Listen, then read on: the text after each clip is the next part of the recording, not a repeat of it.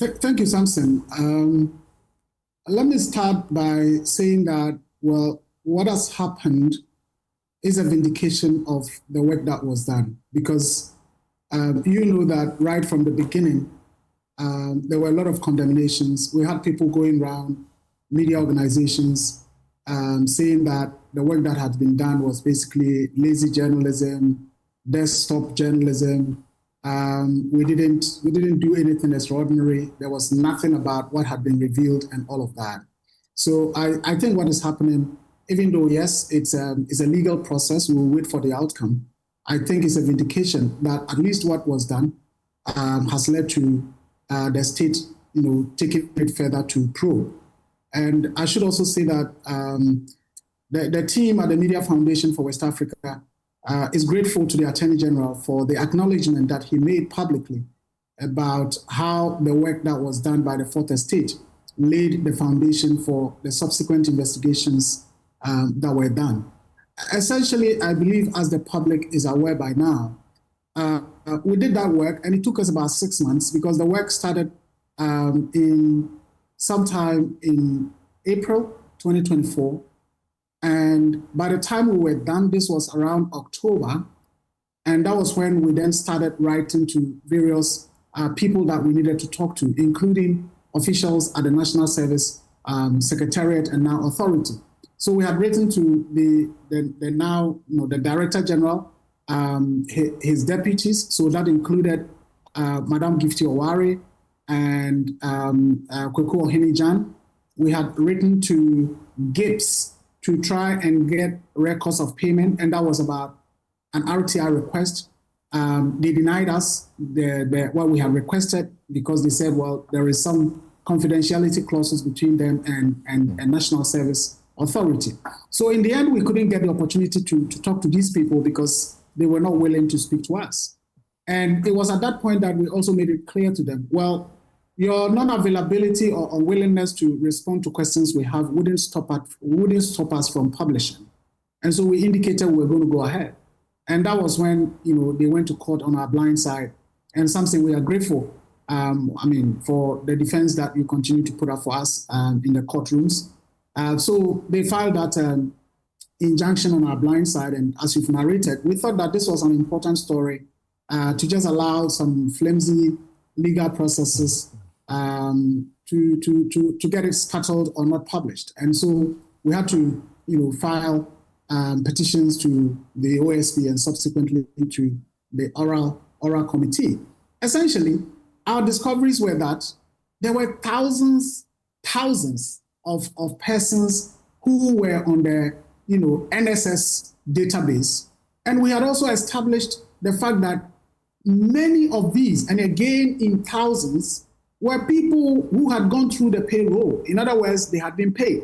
So initially when we started the whole publication, the backlash was that, oh yes, they could find their names in the database, but what is important is to find out whether they were paid, because the metric app that is being used would ensure that whoever is on the database who ought not to have been there would not go through the process, even at the regional level or at the district level, let alone getting paid. But we had evidence that many, in fact, thousands of these people had been paid because the database at the back end would show whether somebody has been paid or the person has not been paid.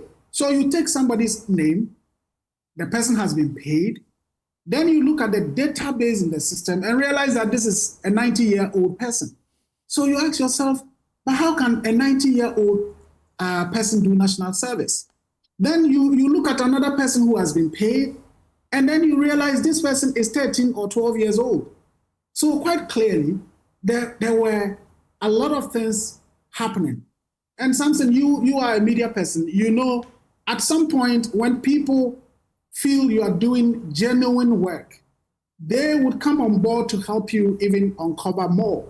So at some point, we did have persons who are familiar with the national service system that we could contact to verify, and they would tell us, oh, no, if you have discovered this, then this is what is happening. So it was obvious that millions and millions were being paid annually.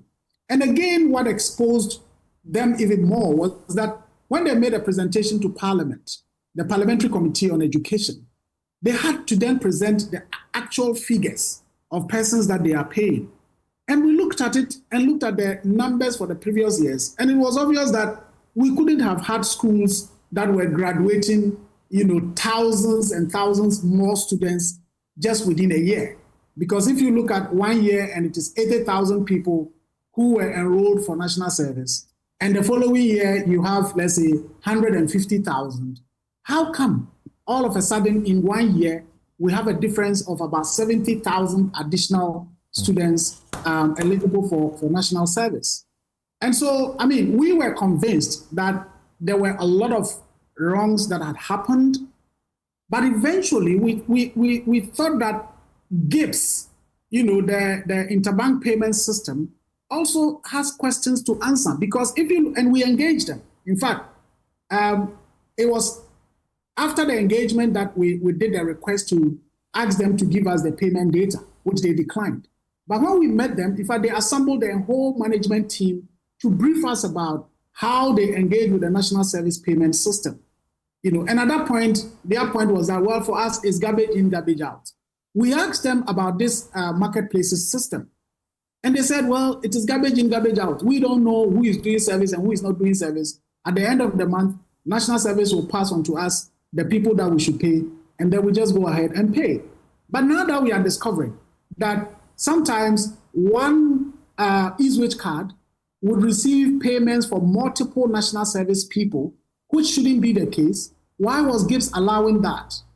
The other question for me, essentially in terms of strengthening institutions, is while all these things were happening for multiple years, the internal auditor at the NSS, what was he or she doing?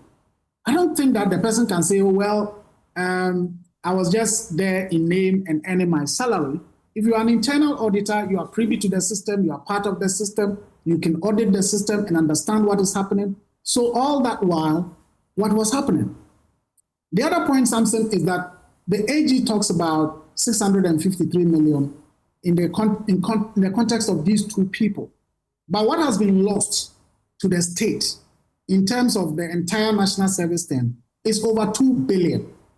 Now, we were told earlier that there are some people who have pleaded, to come under plea bargain, and they will refund monies that perhaps were wrongfully paid to them, or they wrongfully, misappropriated.